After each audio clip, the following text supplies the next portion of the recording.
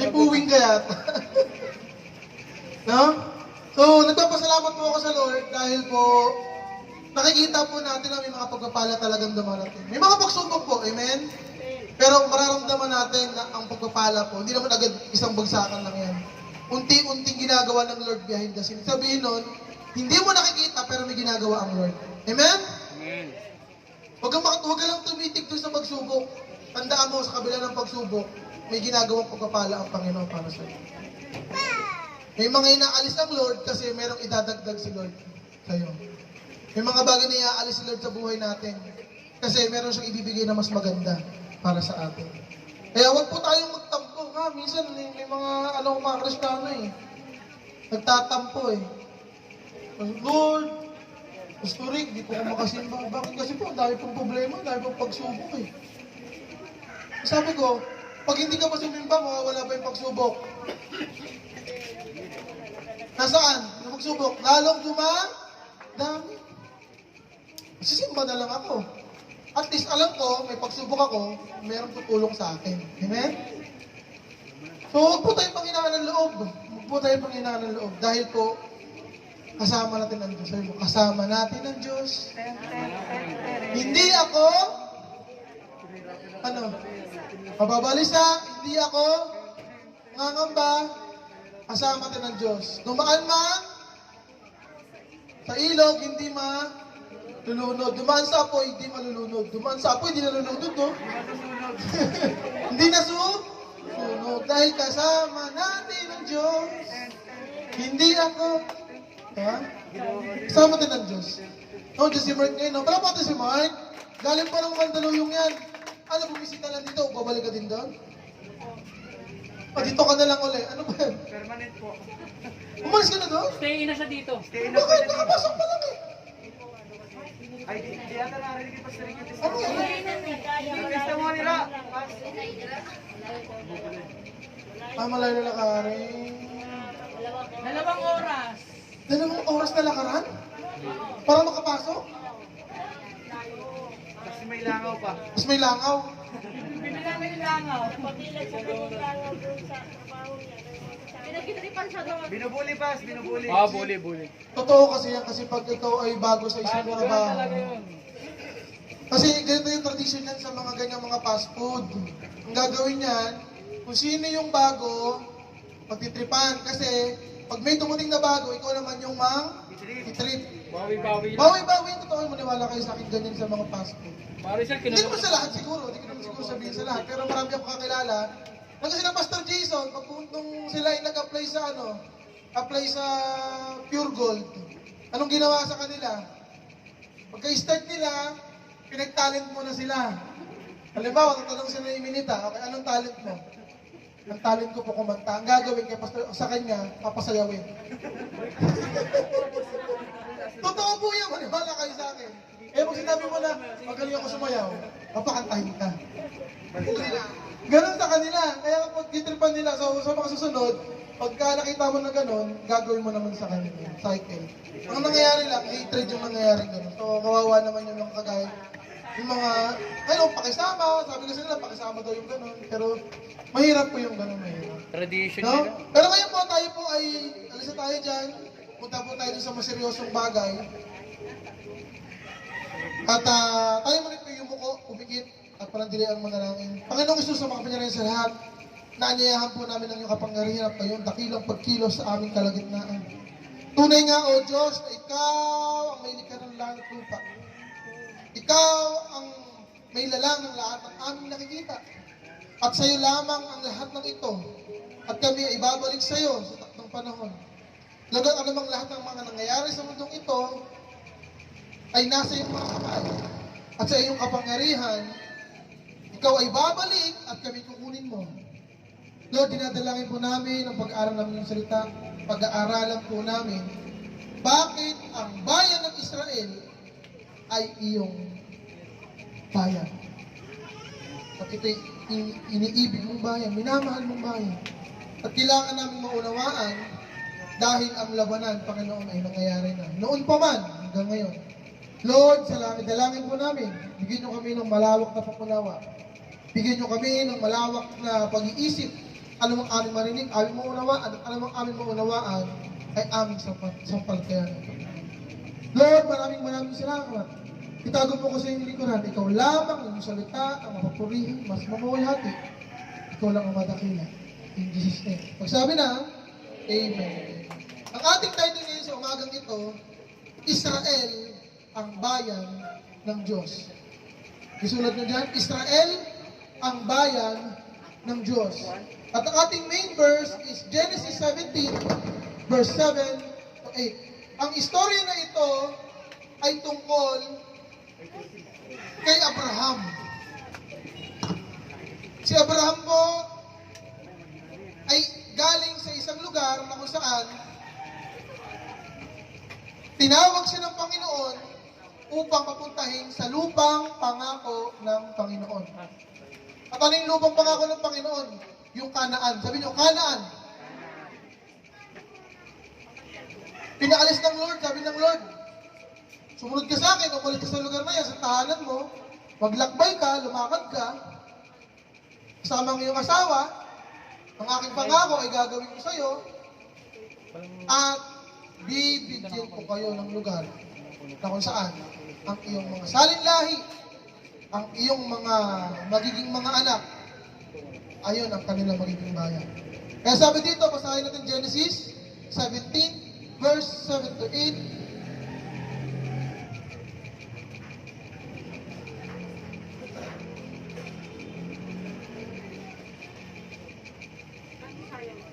Nandiyan na ba?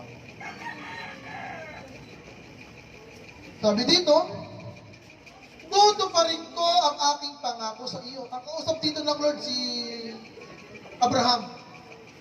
Tutuparin ko ang aking pangako sa iyo at sa iyong lahi habang panahon. At ako'y magiging Diyos ninyo. Verse 8, ibibigay ko sa iyo at sa iyong magiging lahi ang lupain ito ng Kanaan na iyong tinitirahan ngayon bilang isang dayuhan. Ito ang magiging pag-aari nila sa habang panahon at ako ang kanilang magiging Diyos. Nangako ang Panginoon kay Abraham. Bago pa sabihin ng Lord ang pangako na ito, ang Lord nangako na sa Genesis 12 verse 1 and 2. Ano pangako ng Lord kay Moises? Ay kay Moises, kay Abraham. Ano pangako ng Lord? Genesis 12. Verse 2 and 3 pala. No, sabi dito, pararamihin ko ang iyong mga anak. Pero, nung sinabi ni Lord to kay Abraham, si Abraham ay 100 years old at si Sarah ay 99 years old.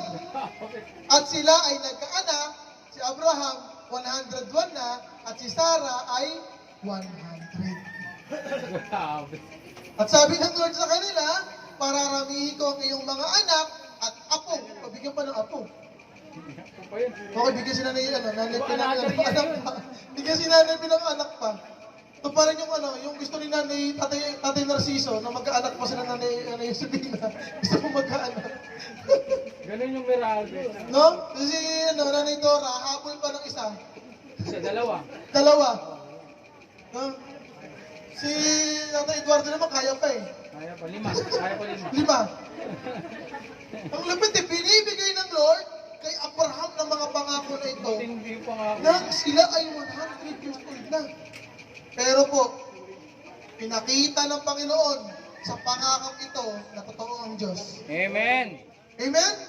Nagkaanak sila at pinuno nila ang Egypt ng lahat ng mga lahi nila hanggang makalabas sila si Moises ng 12 tribes.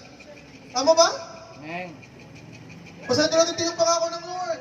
Pararamihin ko ang iyong mga anak at apo at gagawin ko silang isang malaking bansa.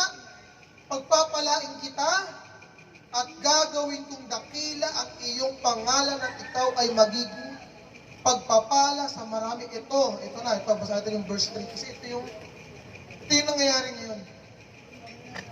Ito ang nangyayari sa matagal na panahon sa Israel. Basahin ko lang, verse 3, at sa iyo'y magpapala ay aking pagpapalain, at nang sa iyo'y sumusumpa ay aking susumpain. At sa pamamagitan mo, lahat ng mga bansa sa daigdig ay aking pagpapalangin. Sino man daw sumumpa sa bayan ni Abraham ay susumpain niya. Sang sino mong magpala ay pagpapalangin. Wow! Ano po ngayon ang nangyayari ngayon? Ano po ang number one news ngayon? Anong kauna-unahang balita? Israel, inaatake. Gera! Israel laban sa Palestine. Hindi Palestine laban sa Hamas. Hindi Palestine eh. Laban sila sa Hamas. Sino ba yung Hamas? Yung Hamas is terorista grupo ng mga Palestine. Hindi naman lahat po ng Palestine terorista. Ha? Unahin po natin, okay po ba? Hindi po lahat po sila ng Palestine terorista. Meron pong grupo sa lugar ng Israel ng grupo Hamas. Ito pong Hamas na ito is binigyan po ito ng Israel ng sarili nilang lugar na kung saan doon sila, sarili nila, magsasarili sila doon. Ang problema, ang gusto ng Hamas, sakupin ang buong Israel at gawing one state ang Israel sa pangunguna ng Hamas. Sasakupin nila ang Israel at tatanggalin ang mga Hudyo at wala ng Hudyo at yung lugar na yun magiging Palestine. Anong ginawa nila? No? Gusto nila takutin yung Israel, gusto nila sakupin, takutin nila natin to. Anong ginawa? Binomba nila ang isang event sa Israel na kung saan sila ay nag-celebrate ng isang parang fiesta or something na ang namatay po ay 100 katao mahigit. At hindi po puro Hudyo ang namatay. Ang namatay po ay mga civilian, mga Hudyo, at hindi lang po pinatay. Pagkatapos po nila atakihin, sila po ay nag-hostage ng mahigit 500 katao. Nanay, bata, mga Hudyo, iba-ibang lahi. Hanggang ngayon, meron pang 100 tao pa na hostage, hindi po napapalaya. Nakikita nyo? Bakit po? Kasi merong pinagkuhaan yan, may ugat. May labanan noong paman. At nangyayari hanggang ngayon. At ang labanan na ito ay hindi po tao laban sa tao. Ang labanan ito po ay tao laban sa Diyos. At demonyo laban sa ating Panginoon. Amen?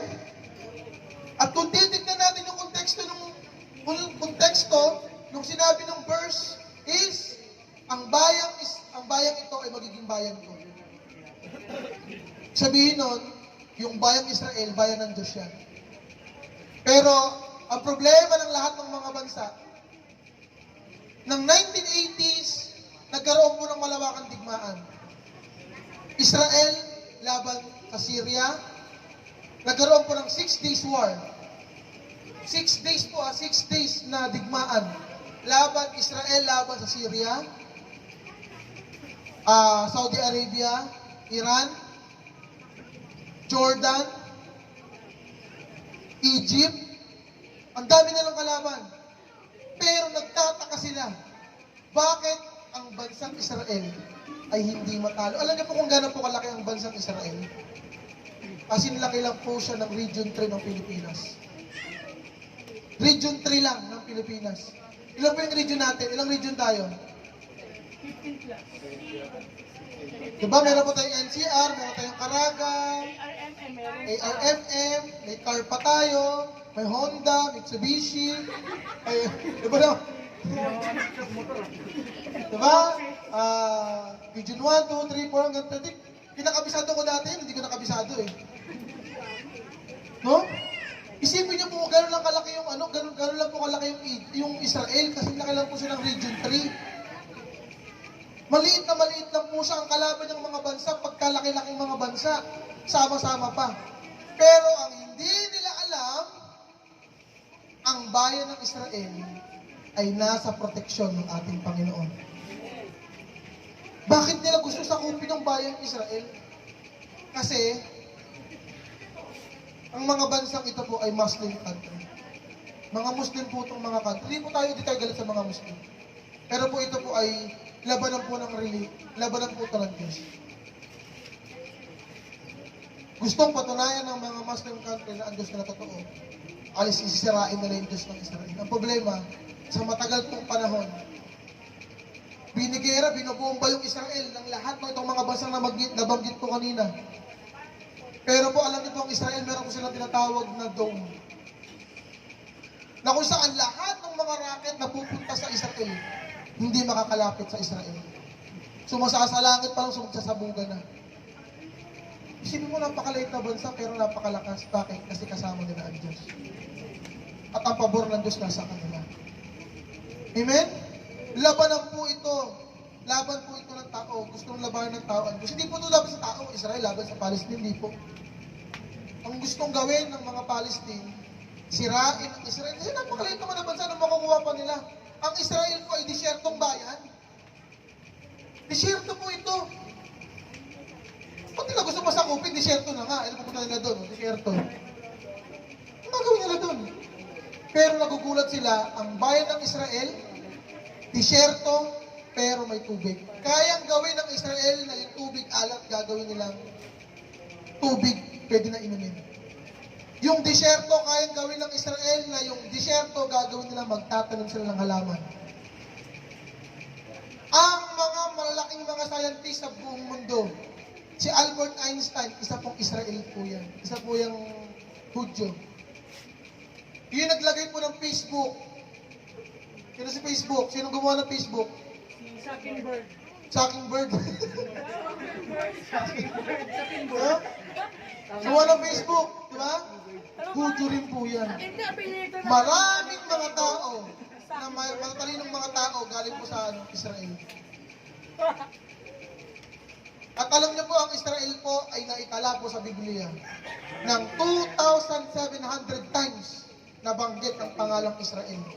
Ang tanong ko, saan galing ang Israel? Saan galing? Ang bayang Israel po ay galing sa kaya Abraham, nagkaroon si Abraham ng anak na si Israel. Ano Israel? Ano ba? Binago may pangalan. Si Isaac, nagkaroon siya ng anak na si Isaac. Tapos si Isaac nagkaroon ng Isaw. Tapos yung pangalawa is Dalawaw. Si Isaw na kasi Jacob. Tama ba? Dalawaw. Isaw, dalawaw. Tatlaw. Ay talaga, puro kayo kalokohan. Amen? Isaw, tsaka si Jacob. Ano nangyari? Ang istorya, si Jacob ay nagpanggap na si Isaw. Dinaya nila ang kanilang ama. Nung nanay at si Jacob, dinaya nila. Anong ginawa? Naglagay ng balahibong ng kambing at upa, parang gano'n eh. No? Tapos nagluto ng ang favorite ni Isaac.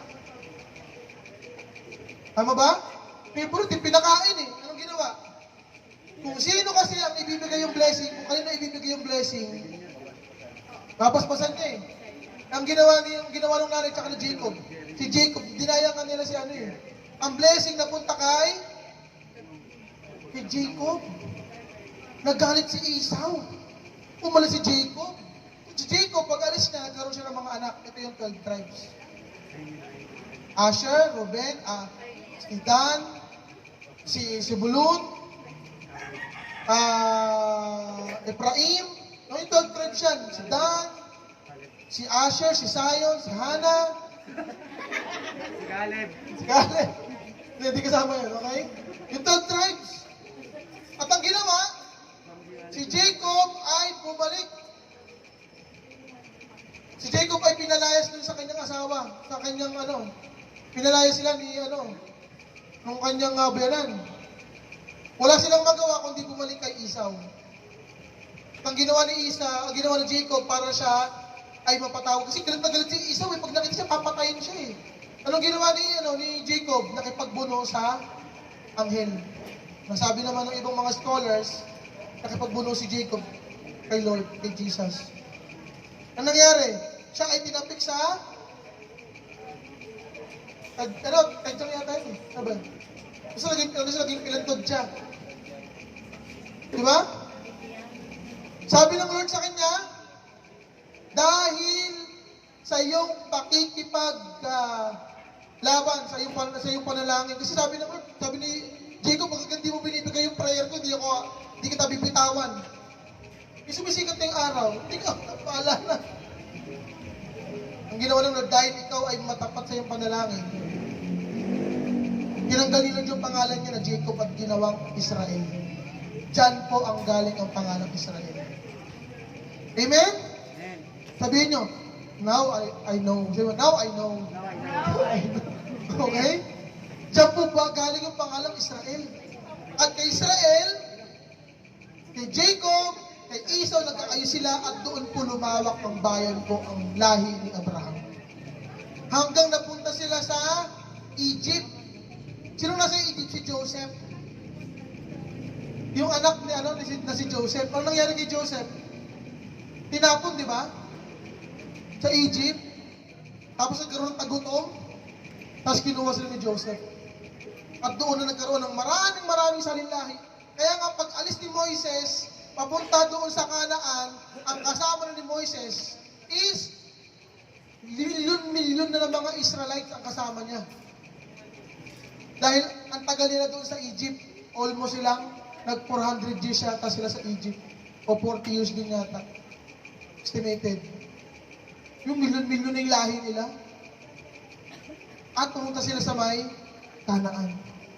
Kaya dito natin makikita na ang Panginoon, ang pangako ng Lord sa kanyang bayan ay totoo. Amen? At sabi ng Lord, ang magpapala sa'yo, pagpapalain ko. Bago po nagkaroon ng digmaan sa Israel ngayon, saan po merong may digmaan? Sa Pilipinas. Sinakop ang ating, ano yung sinakop? Ng ISIS. Anong sinakop ng ISIS? Yung Mindanao, di ba? Sinakop yung Mindanao. Sinakop yung Mindanao eh. Pero nanalo ba sila? Hindi. Bakit po? Alam po ng mga Palestine na yan, ng mga ISIS na yan, na ang bayan po ng Pilipinas ay bayan din po ng Diyos. Tandaan po ninyo to. Wala pong ibang bansa ang tumayo. Ito po ang history. Gusto ko malaman po ninyo ito. Ano man po ang nangyayari sa Israel ay meron pong epekto po sa atin. Dahil marami po nagpo-proclaim ng mga propeta sa Israel. Tayo po ay the lost part of the Israel. Sabi nila, tayo lang po ang bansa. Tayo lang po kaisa-isang bansa ang pumirma para po maging bansa ang Israel. At tayo lang po ang kaisa-isang bansa na nagkaroon po ng digmaan ng World War II, World War I. Tayo lang po ang tumanggap sa bayan po ng Israel ng 1,000 refugees. Kaya po pupunta po tayo ng Israel, alamin niyo po ito, kahit sinong Pilipino ang pumunta ng Israel, hindi po kailangan ng visa. Bakit? Dahil po ang bansa po ng Pilipinas at Israel ay magkaibigang bansa. Hindi nga magkaibigan, magkapatid na bansa. Kasi kung sino pumunta ng Israel, okay, makipagkira tayo. Gusto na. Walang visa eh. Tama tayo. Passport lang kailangan natin. No. Ganyan po ang bansang Israel. Bakit po?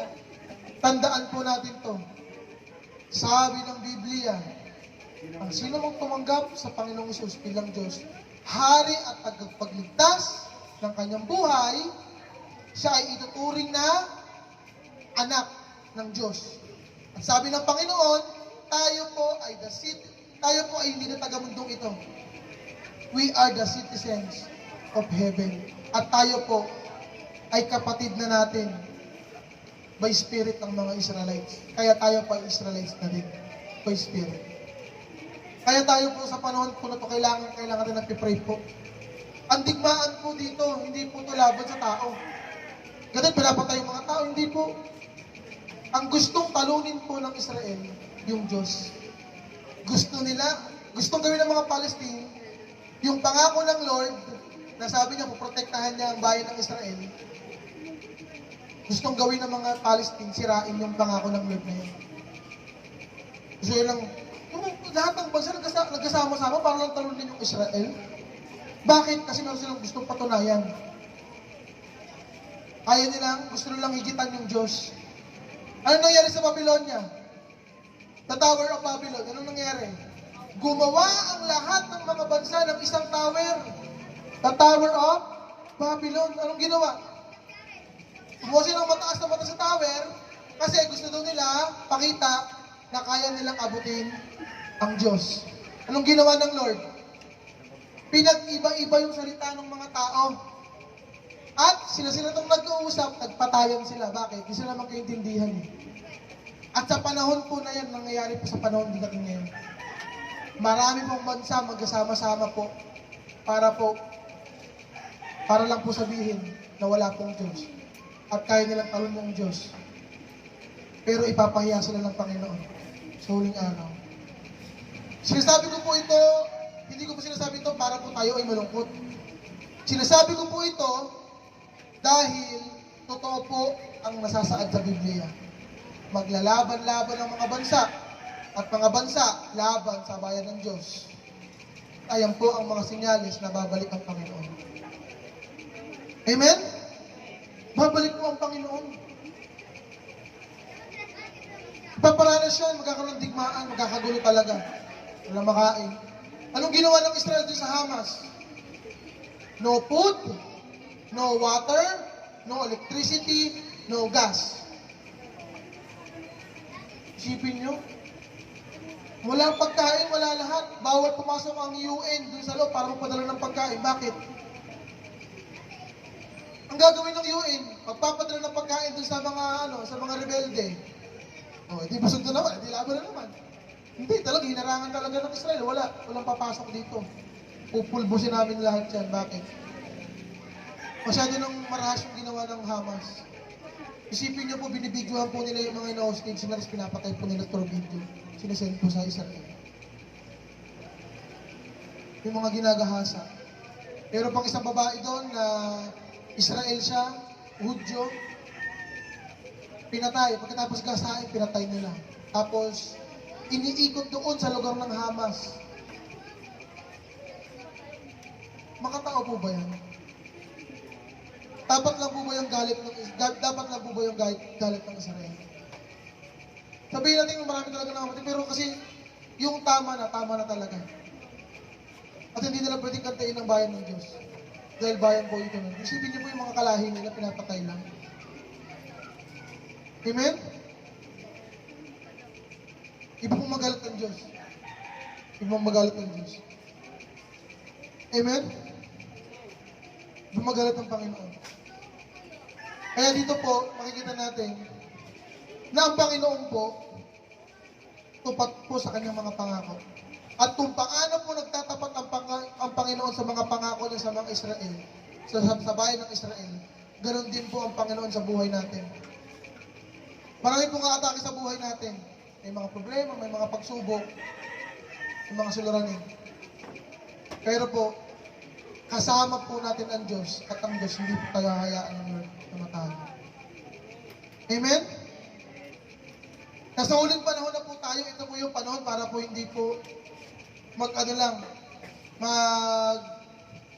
walang bahala. Ito po yung panahon para po mas lalo po tayo magpursige sa ating pananampalataya. Amen? Ito po yung panahon na hindi na pwede sabihin na Christian lang. Kailangan po talaga full-time Christian tayo. Dahil anytime po atake ang kaaman. At ang buhay po natin, may na lang ang buhay natin. Kailangan po nating maging matapat sa huling panahon para po masigurado natin sa pagbalik po ng Panginoon kasama tayo. Amen? Sino po gusto dito lumabang kasama ang Diyos? Kasi nga kamay. Amen? Gusto niyo ba lumabang kasama ng Diyos? Pero hindi, bibigyan ng Lord ng baril. O lumabang kayo kasama. Bigyan ng espada. Bigyan ng ito ng itak si Angie. Hindi po. Isa lang ang binigis din ng Lord. Sabi ng Lord sa Ephesians 6, binigyan tayo ng armor of God. God gave us the helmet of righteousness. The breastplate of salvation. Bigyan tayo ng shoes of readiness to preach the gospel. Amen? At binigyan tayo ng shield of faith. At binigyan tayo ng isang sandata ng Lord. Ano yung sandata ng Lord? The sword of the Word of God. Labanan po natin ang mga kaaway gamit ang salita ng Diyos. Manalangin po tayo sa pamamagitan ng ating mga Biblia. Ito po ang panahon para manalangin para sa Israel. Dahil kapag ang bayan ng Israel po ay natalo, hindi na po malayo ang panahon na talagang hindi lang yung bayan ng Israel tatalunin buong mundo na magkakatalo para na lahat. Saka babalik ang Panginoon. Amen? Binigyan tayo ng Lord. Sabi dito, ito po yung pangako ng Lord. Basahin ko lang Revelation. Pinasa ko ito kahapon. Revelation 17, sorry. Revelation 17 o Pahayag 17. Verse 12 hanggang verse 14. Ang 10 sungay na nakita mo ay 10 haring hindi pa nagahari. Ngunit mamamahala silang kasama ng halimaw sa loob ng 1 oras. Ito po yung mangyayari sa huling panahon. Huling panahon po ito. Iisa ang layunin ng 10 ito at ipapailalim nila sa halimaw ang kanilang kapangyarihan at karapatan, makikidigma sila laban sa kordero. Pagdigma sila. Itong mga hari na sinasabi ng Biblia, ito po yung mga pinuno ng mundo. Magkasama-sama sila para labanan ng Diyos. Sabi dito, makikidigma sila laban sa kordero, ngunit sila'y matatalo. Sapagkat ito ang Panginoon ng mga Panginoon at hari ng mga hari, kasama niya sa tagumpay ang kanyang mga tinawag, pinili at apat tagasunod. Anong sabi ng Bible? Bago dumating ang mga bagay na mga mangyayari sa huling panahon, kukunin tayo ng Lord. Hindi pa paranas ng Lord sa atin ang gutom. Hindi pa paranas ng Lord yung paghirap. Hindi pa paranas ng Lord yung mga bagay na sobrang masaklap. Hindi na pa paranas ng Lord sa atin. Sa lahat ng mga apat at tagasunod ng Lord, hindi pa paranas ng Lord yan. Ang makakaranas po niyan yung mga may iwan. Kasi ang gagawin ng Lord, sa takdang panahon, babalik si Lord. Nakasakay sa kabayo. At kasama niya ang lahat ng mga tinawag, pinili, at tapat at tagasunod niya. Sino yun? Sabi mo sa tabi mo, ikaw yun. Babalik tayong kasama ng Lord dito at pupuksain natin ang lahat ng mga demonyo. Hindi, si Nanay P, doon na si Nanay P, pabalik si Nanay P dito. Hindi na siya pilay-pilay dito. Maayos yung nakabayahang ng espada yan. Pupuksain yung mga kalaban. Alam naman hawak ni Nanay P, tungkod. Hindi, lalaban siya kasama ng Panginoon eh. Ang tawag na bibigyan tayo ng glorified body. Kung tayo ay merong karamdaman dito, meron tayong hirap tayo sa paglalakad, pagkasalita, malabo ang mata natin, no? Putol ang kamay, no? Isipin mo, mabubuhay ko ulit, putol pa rin kamay mo. Lord, ano naman to? Sabi ng Lord, pumalakpak, sabi ng mga nag-aawitan, pumalakpak po tayo. Hindi ka makapalakpak. Istanbul ka pa tayo, punta ka pa sa impyerno. Hindi na. Amen? Bibigyan tayo ng Lord ng glorified body. Na kung saan, lalaban tayong kasama ng Panginoon at tatalong pupuksain ang lahat ng gawa ng kaaway. Hindi natin maranasan yan. Kaya po, ito po yung panahon para magtiis. Tiis. Sabi mo sa tabi mo, tiis lang. Tiis lang. No? Yung mga ganyan talaga.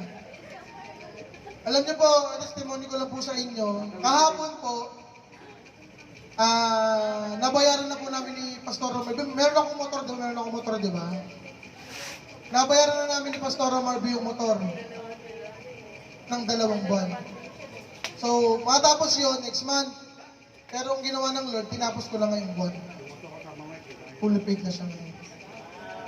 Eh, palakpakan ng Panginoon. Amen? Ano ibig sabihin nun? Alam niyo po, tapat talaga ang Panginoon.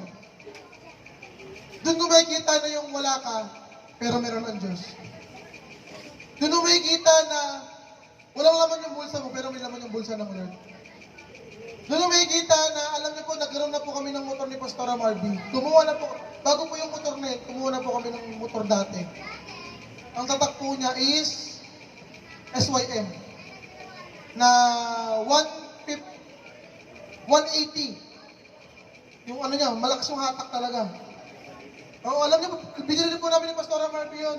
Kinuha namin, nag-down po kami ng mga 10,000. Tapos po yung motor na yun, nilulugaw po namin for 2 months and 3 months. Hindi ko po napatakbo. Kahit isang beses.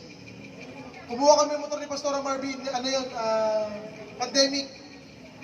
Yung motor na yun, nandiyan, katambak, hindi ko mapatakbo. 3 months. Kinuha yung motor. Isipin mo na kailan na kami nun. Almost mga 25,000 na kinuha pa yung motor. Tapos nagkaroon ulit kami ng motor. Si mama naman nagkaroon ng motor. May nagkaroon sa kanyang motor. Kinala sa kanya yung 10,000. Yung 10,000, binawi, di ba? Binawi yung motor. Kahit na ano. Binawi yung motor. Doon naman ako natuto mag-motor.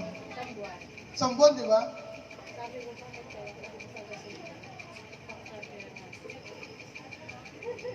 Ginawa ko yung motor na yung pinag-practicean ko. Kadit-kadit din sa may daanan. Ano kaya ito mga paandar? Yung nagtuturo sa akin eh.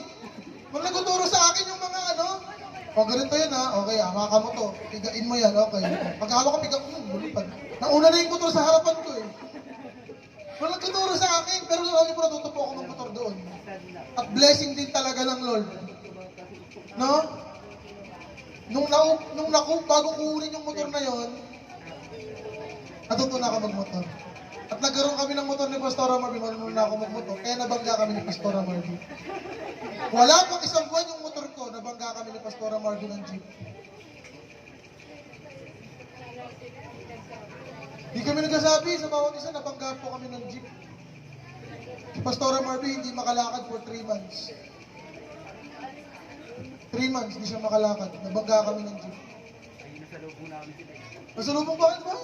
Oh, diba? Yung motor ko pinalakad pa ng Junior, di ba? Pinakit namin. No?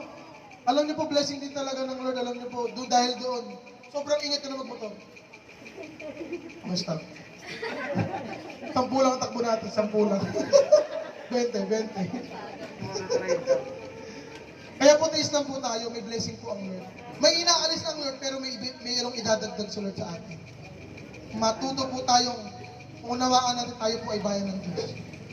Amen? Tayo po tayong lahat.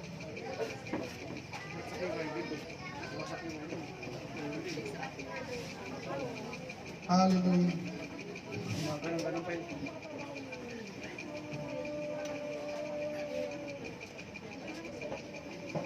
Hallelujah. Hallelujah. I-pray lang po natin ngayon, i-pray lang po natin na yung conflict po sa mga Israel ay hindi na po lumala pa. Hindi na makisali pa yung ibang mga bansa. Kasi merong balita ngayon na yung Syria at Lebanon ay sumasali na sa digmaan laban sa Israel. Nawa, mapigilan na hindi na sumali yung Iraq, yung Iran, yung Saudi, na para hindi na magkaroon ng mas lalo pang marami pang tensyon. Oo. Yung mga OFW ngayon, pinatigil muna kayo mga pag-alis at marami ngayon sa Israel, pinapabalik na muna. Pray natin na sa kapangyarihan ng Lord, matigil na agad yung digmaan na yan. No? O stop na. Tapos po tayo mga kami sa Panginoon. Hallelujah, Lord Jesus. Hallelujah. Panginoon, kami lumalapit sa iyo, Panginoon, kami sumasampalataya na ang bayan po ng Israel ay tunay ng bayan mo, Panginoon. Lord God, nagkakaroon po ng digmaan, Lord God, doon at marami na ngayon, Lord God, mga namamatay. Sa lahi mo ng Hudyo at sa lahi ng mga Palestinian. Lord God, ang dami ng mga nadami ng mga sibilyan.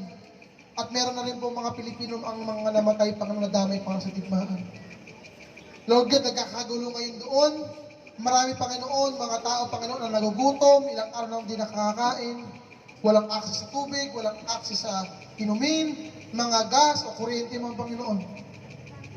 Lord God, dalangin po namin, Panginoon, ang conflict po ngayon sa lugar, Panginoon, ng Israel ay tunay na nga, Panginoon, na maitigil na rin, Panginoon, sa lalong madaling panahon. Matapos na ang mga Palestinian, Panginoon, mga terorista ay sumuko na, ang mga natira pa, Panginoon, mga hostage, Panginoon, ay mailigtas, Panginoon. At yung mga kalapit na mga bansa, mga supporter, Panginoon, mga Palestine ay hindi na palakihin pa, Panginoon, Lord God. Hindi na, Panginoon, lumabang pa sa Israel. Kundi, Panginoon, matigil na, magkaroon ng mga ceasefire, mga pag-uusap, at ang lugar, Panginoon, ng Israel ay maging one state na sila, Panginoon. Wala ng Palestinians, kundi ito, Panginoon, ay nasa pamumuno ng Panginoon ng isang leader ng Israel, Panginoon. At dalangin namin, Panginoon, ano man pangangailangan ng Israel sa labanang ito, Panginoon. Ikaw ang siyang mag-provide, magdagdag, at mag-ingat sa lugar ng bayan mo, Panginoon. Dalangin namin, Panginoon, ikaw, Panginoon, bigyan ng kalakasan sa mga leader ng Israel. Bigyan sila ng malinaw na isip at malinaw na puso, Panginoon, ano ang mga gagawing desisyon nila, Panginoon, ngayon ay maging makatao. At ito, Panginoon, ay magdulot nga, Panginoon, ng tunay, Panginoon, na